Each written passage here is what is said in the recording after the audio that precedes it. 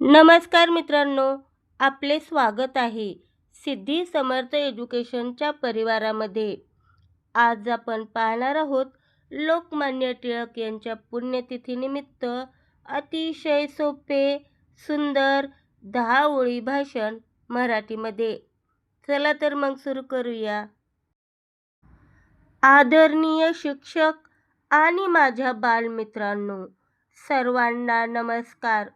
आज 1 ऑगस्ट भारताचे थोर राष्ट्रपुरुष लोकमान्य बाळ गंगाधर टिळक यांची पुण्यतिथी आहे.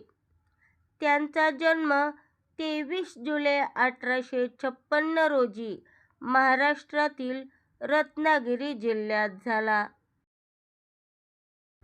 लोकमान्य टिळक हे एक थोर स्वातंत्र्य सेनानी, समाजसुधारक आणि थोर नेते होते.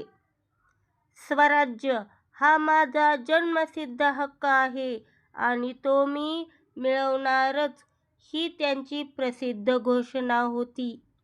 लोकांमध्ये एकता निर्माण व्हावी म्हणून त्यांनी सार्वजनिक गणेश उत्सव आणि शिवजयंती उत्सव सुरू केले.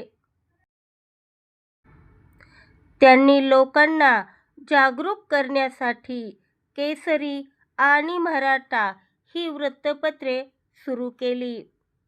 लोक त्यांच्यावर खूप प्रेम करत, म्हणूनच त्यांना लोकमान्य ही पदवी मिळाली. 1 ऑगस्ट 1920 रोजी या महान नेत्याचे निधन झाले. अशा या महान भारतमातेच्या सुपुत्राला माझे कोटी कोटी प्रणाम. जय हिंद, जय महाराष्ट्र. धन्यवाद.